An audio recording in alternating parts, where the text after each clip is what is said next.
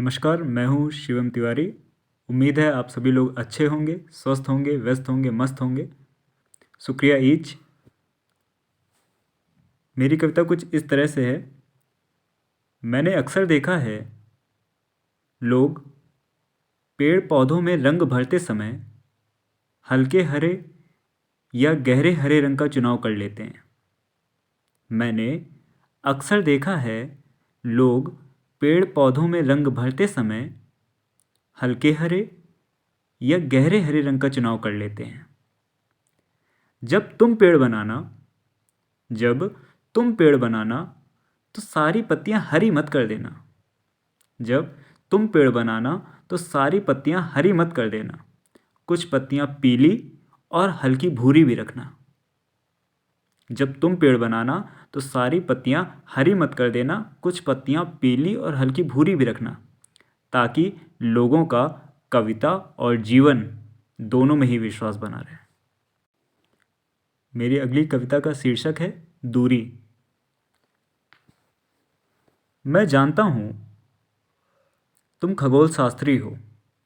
मैं जानता हूँ तुम खगोल शास्त्री हो और तुम्हारे पास विशिष्ट दूरी मापक यंत्र भी हैं। मैं जानता हूँ तुम खगोल शास्त्री हो और तुम्हारे पास विशिष्ट दूरी मापक यंत्र भी हैं। क्या तुम मुझे बता सकते हो क्या तुम मुझे बता सकते हो दूरी वह मरने वाला है और वह मर गया के बीच। मेरी अगली कविता है जिसका शीर्षक है पत्रकारिता। परीक्षा में प्रश्न है पत्रकारिता का गिरता स्वरूप। चारों ओर देखता हूँ सारे परीक्षार्थी प्रसन्न हैं। परीक्षा में प्रश्न है पत्रकारिता का गिरता स्वरूप। चारों ओर देखता हूँ सारे परीक्षार्थी प्रसन्न हैं। ये वही प्रश्न है जो वर्तमान में सबसे ज़्यादा प्रासंगिक है। अलग सा ही आंतरिक विचलन महसूस करता हूँ।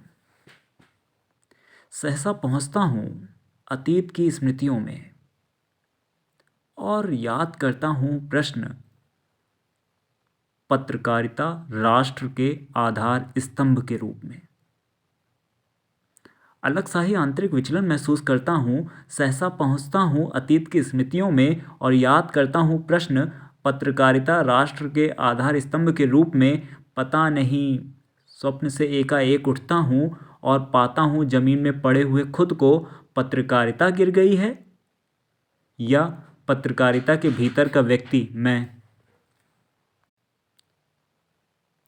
मेरी अगली कविता है। प्रश्न है मूर्ति बनाना कौन जानता है। उत्तर है जो मूर्ति पूजन नहीं जानता। तो फिर मूर्ति पूजन कौन जानता है। जो मूर्ति बनाना नहीं जानता। वह मूर्ति बनाता है और मैं मूर्ति पूजन करता हूं। हम दोनों में कोई ऐसा रिश्ता नहीं दिखता। वह मूर्ति बनाता है और मैं मूर्ति पूजन करता हूं। हम दोनों में कोई ऐसा रिश्ता नहीं दिखता।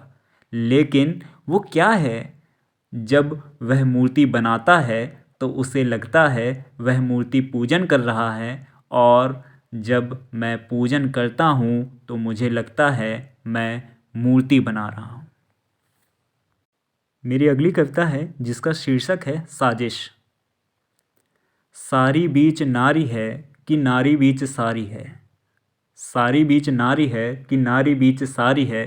मैं आपको क्या नज़र आता है, संदेह या भ्रांतिमान। सारी बीच नारी है कि नारी बीच सारी है। मैं आपको क्या नज़र आता है, संदेह या भ्रांतिमान।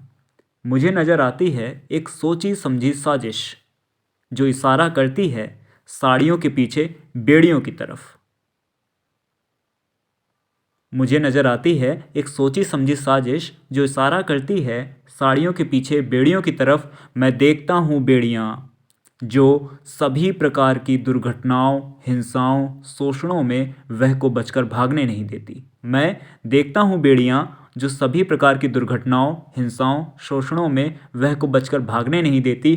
क्या आप यकीन करेंगे, ये वही बेड़ियाँ हैं जिनको काट कर वह लाती रही है ओलंपिक खेलों में अप्रत्याशित स्वर्ण पदक। मेरी अगली कविता है, माफ़ करना का तुम कवि नहीं हो। माफ़ करना का तुम कवि नहीं हो, क्योंकि तुम्हारी वेदना गेय नहीं है। अशिक्षा, बेरोजगारी, गरीबी, भुखमरी, सांप्रदायिकता को लेकर तुम व्यथित और अश्रुपूर्ण हो, मुझे पता है ये। लेकिन तुम्हारी वेदना में न लय है, न तुक, न आधुनिक वाद्य यंत्रों के साथ पार्श्व संगीत। तुम्हें सुनने वालों में अच्छे लोग तो हैं, पर भीड़ नहीं है। तुम्हें सुनने वालों में अच्छे लोग तो हैं, पर भीड़ नहीं है। काश काश तुम अपना रोना, अपनी पीड़ा गा पाते। काश तुम अपना रोना, अपनी पीड़ा गा पाते और मैं तुम्हें स्वीकार कर पाता एक कवि के रूप में। मेरी अगली कविता है जिसका शीर्षक है संग निरोध और संवेदन शून्यता। संग निरोध शुरू हुआ, चेहरे में मुस्कुराहट थी, इतना तो याद है। 10 दिन बाद से परीक्षा थी, पाठ्यक्रम को समग्रता में पढ़ने की खुशी थी। पढ़ा भी, लेकिन पाठ्यक्रम से बाहर का। संग निरोध फिर बढ़ा, दान की अपील की गई, मुस्कुराहट जारी थी। दान दिया नहीं, लेकिन छीन लिया गया। ठीक हुआ, जरूरी था।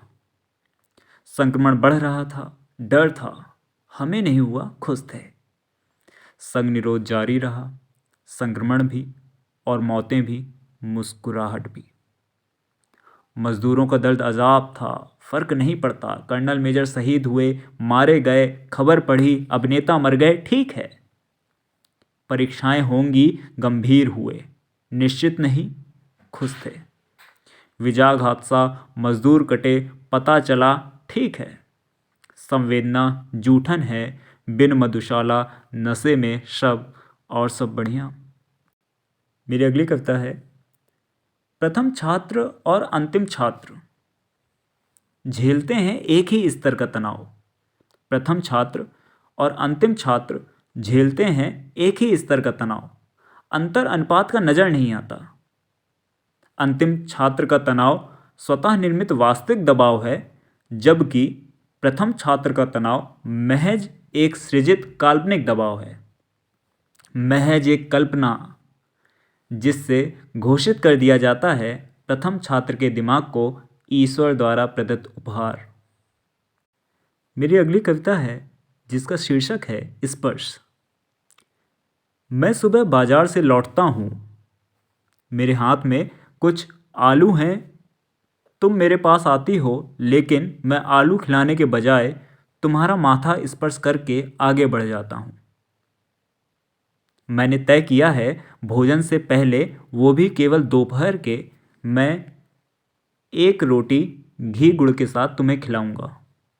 लेकिन तुम और मत मांगना, क्योंकि तुम ईश्वर हो और तुम्हें भोग ही लगाना उचित है।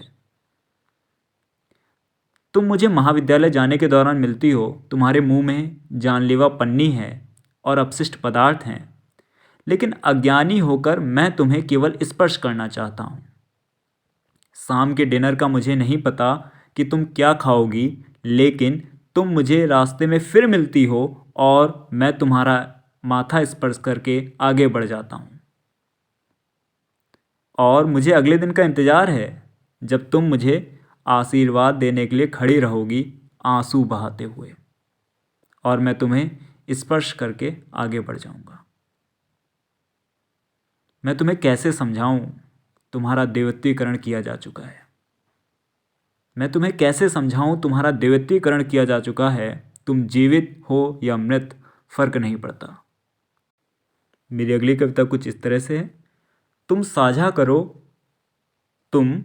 करो उन बड़ी अट्टालिकाओं, फर्राटा भरते तेज वाहनों और चकाचौंध वाले स्थानों में ली गई तस्वीरों को। तुम साझा करो उन बड़ी अट्टालिकाओं, फर्राटा भरते तेज वाहनों और चकाचौंध वाले स्थानों में ली गई तस्वीरों को। और मैं पसंद भी करूँगा, शायद बहुत पसंद। और भी विकल्प हैं मेरे कृत्रिम उपकरण में, लेकिन नदियों, पहाड़ों, पेड़ पौधों, फूलों को मोबाइल में कैद कर मत पूछना कि तस्वीर कैसी है। अभी इतना भी बुरा वक्त नहीं आया कि तुम्हें प्राकृतिक स्रोतों को कृत्रिम रूपों में साझा करना पड़े। मेरी अंतिम कविता है त्रासदी। त्रासदी यह नहीं धरना, आंदोलन, हिंसा, खून खराबा। त्रासदी यह नहीं है। त्रासदी तो यह है, बेखबर थी 3/4 जनता तब भी और आज भी। धन्यवाद।